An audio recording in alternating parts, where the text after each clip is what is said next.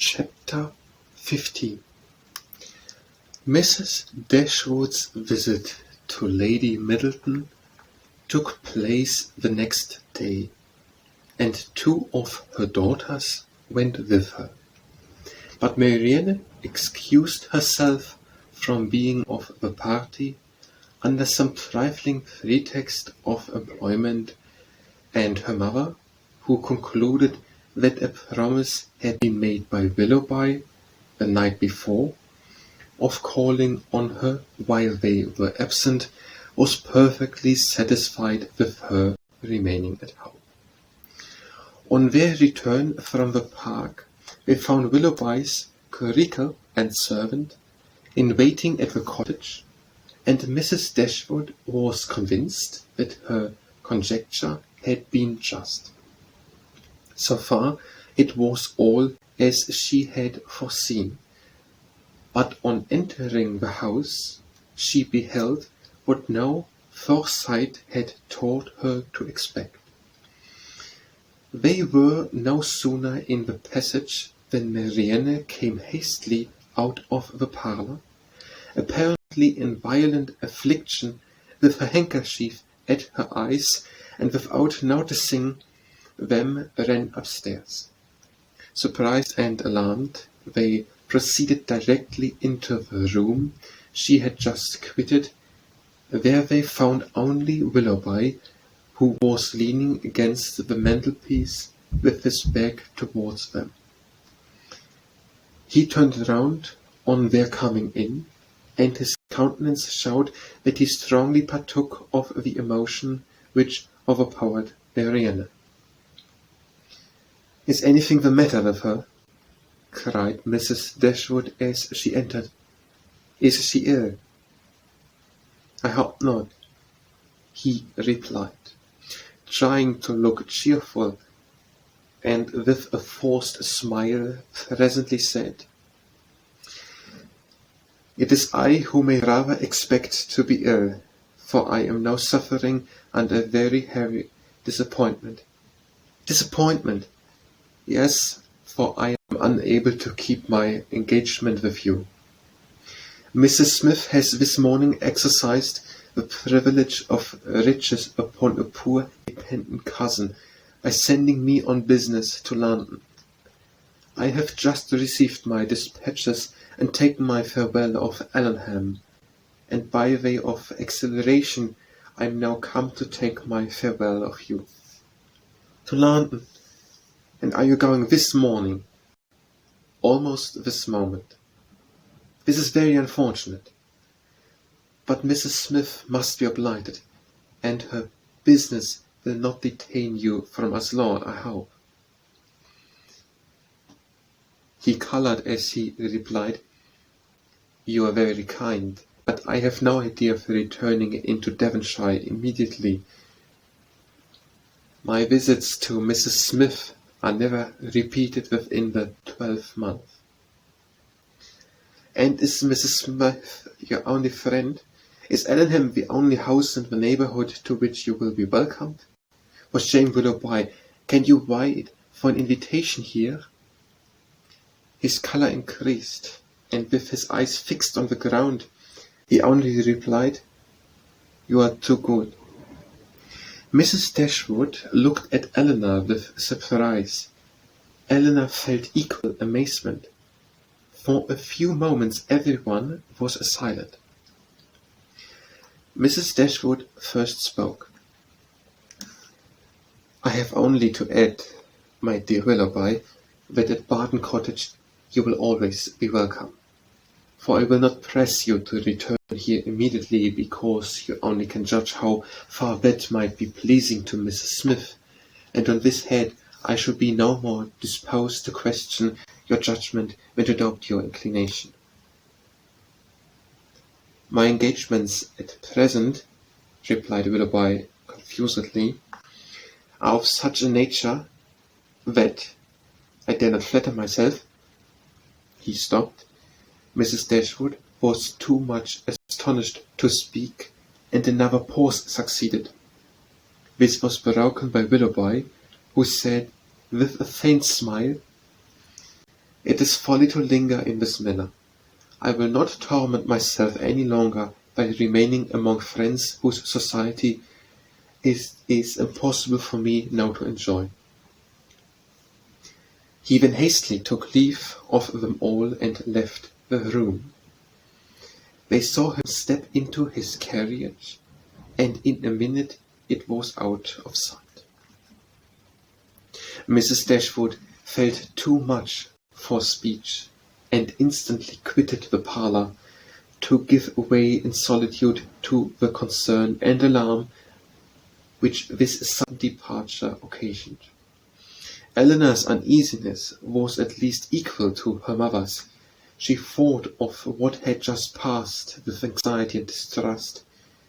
Willoughby's behaviour in taking leave of them, his embarrassment and affection of cheerfulness, and above all his unwillingness to accept her mother's invitation, a backwardness so unlike a lover, so unlike himself, greatly disturbed her.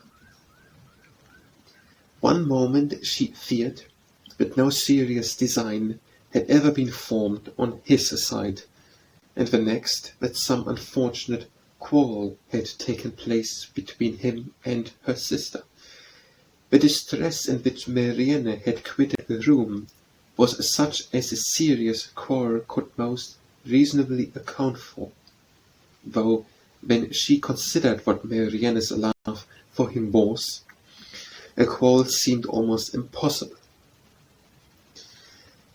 But whatever might be the particulars of their separation, her sister's affliction was indubitable, and she thought with the tenderest compassion of that violent sorrow which Marianne was in all probability not merely giving way to as a relief, but feeding and encouraging as a duty. In about half an hour her mother returned, and though her eyes were red, her countenance was not uncheerful. "Oh, dear Willoughby is now some miles from Barton, Elinor," said she, as she sat down to work. "And with how heavy a heart does he travel! It is all very strange, so suddenly to be gone. It seems but the work of a moment. And last night he was with us, so happy, so cheerful, so affectionate. And now, after only 10 minutes' notice, gone too, without intending to return. Something more than what he owed to us must have happened. He did not speak, he did not behave like himself. You must have seen the difference as well as I. What can it be? Can they have quarrelled? Why else should he have shown such unwillingness to accept your invitation here? It was not inclination that he wanted, Elinor. I could plainly see that. He had not the power of accepting it.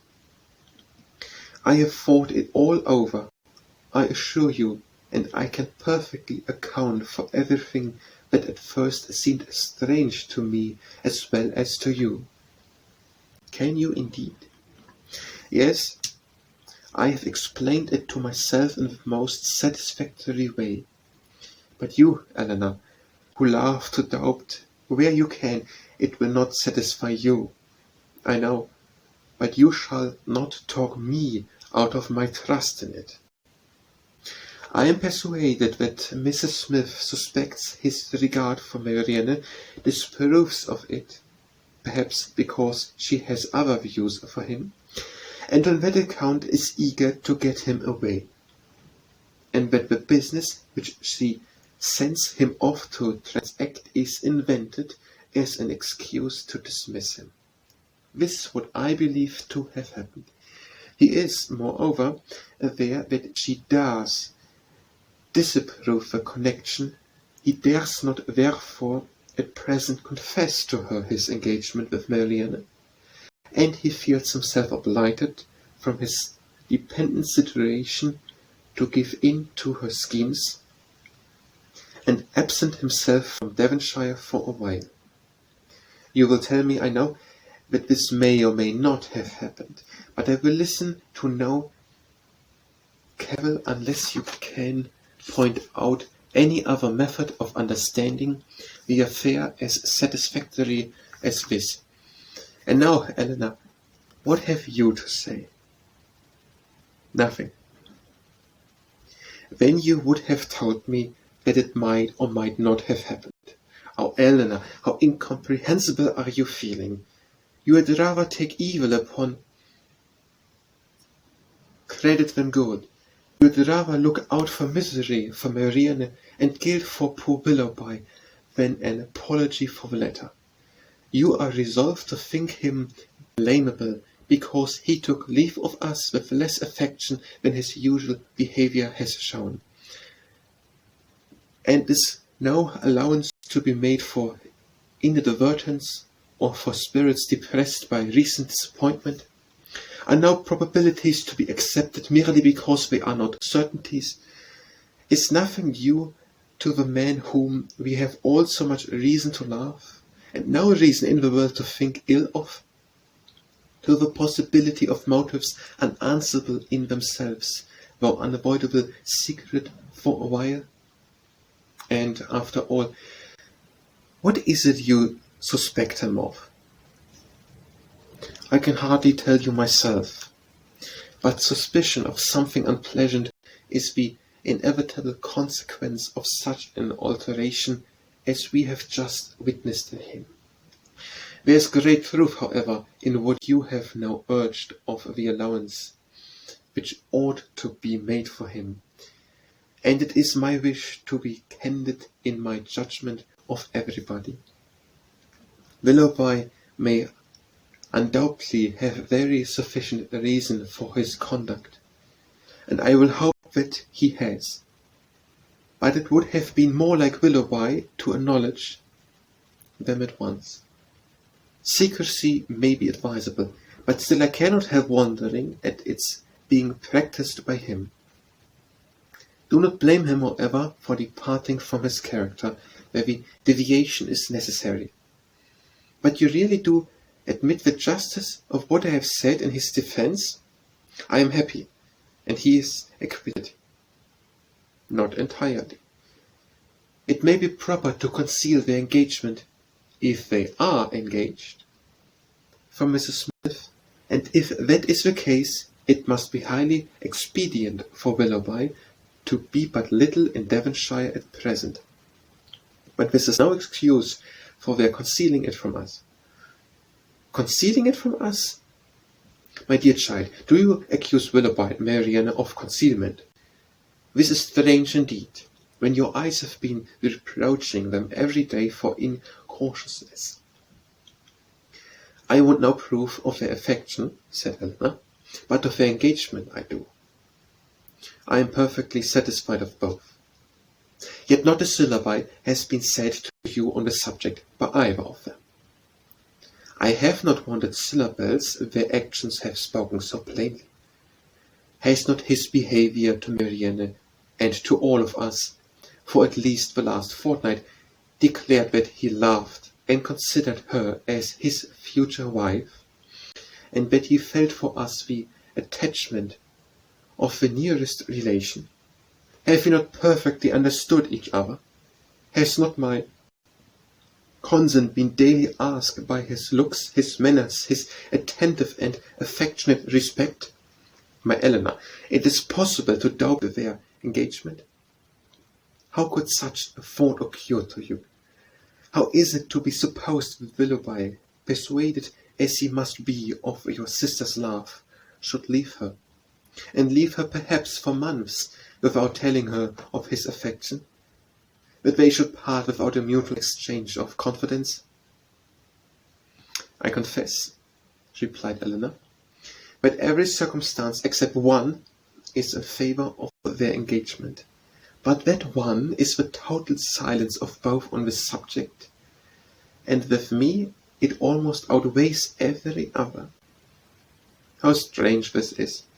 You must think wretchedly indeed of Willoughby, if, after all that has openly passed between them, you can doubt the nature of the terms on which they are together. He has been acting a part in his behavior to your sister all this time? Do you suppose him really indifferent to her? No, I cannot think that. He must and does love her, I am sure. But with a strange kind of tenderness. If he can leave her with such indifference, such carelessness of the future as you attribute to him.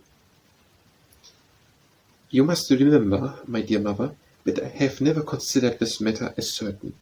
I have had my doubts, I confess, but they are fainter than they were, and they may soon be entirely done away. If we find they correspond, every fear of mine will be removed. A mighty concession indeed. If you were to see them at the altar, you would suppose they were going to be married. Ungracious girl, but I require no such proof. Nothing, in my opinion, has ever passed to justify doubt. No secrecy has been attempted. All has been uniformly open and unreserved. You cannot doubt your sister's wishes. It must be Willoughby, therefore, whom you suspect. But why? Is he not a man of honour and feeling? Has there been an inconsistency on his side to create alarm? Can he be deceitful? I hope not. I believe not, cried Eleanor. I love Willoughby, sincerely love him, and suspicion of his integrity cannot be more painful to yourself than to me. It has been involuntary, and I will not encourage it. I was startled, I confess, by the alteration in his manners this morning, but he did not speak like himself, and did not return your kindness with any cordiality. But all this may be explained by such a situation of his affairs as you have supposed. He had just parted from my sister, had seen her leave him in the greatest affliction, and if he felt obliged, from a fear of offending Mrs. Smith, to resist the temptation of returning here soon, and yet aware that by declining your invitation, by saying that he was going away for some time, he should seem to act an ungenerous, a suspicious part by our family, he might well be embarrassed and disturbed. In such a case, a plain and open avowal of his difficulties would have been more to his honour, I think, as well as more consistent with his general character. But I will not raise objections against anyone's conduct on so illiberal a foundation as a difference in judgment from myself, or a deviation from what I may think right and consistent. You speak very properly. Willoughby certainly does not deserve to be suspected. Though we have not known him long, he is no stranger in this part of the world.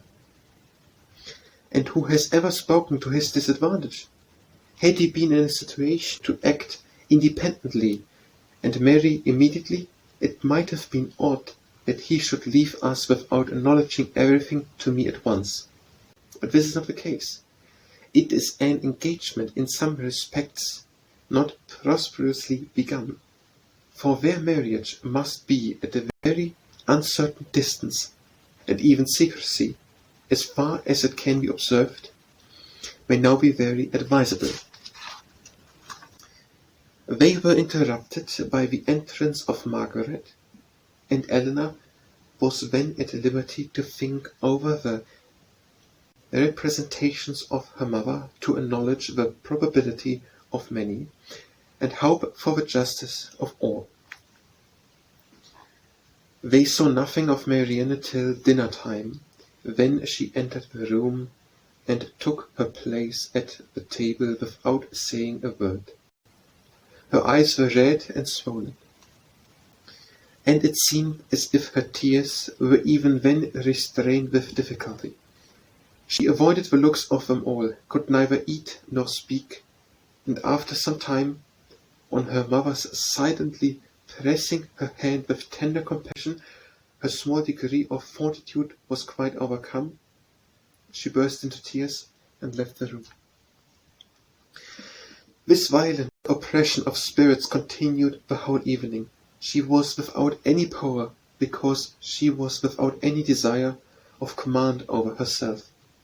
The slightest mention of anything relative to Willoughby overpowered her in an instant, and though her family were most anxiously attentive to her comfort, it was impossible for them, if they spoke at all, to keep clear of every subject which her feelings connected with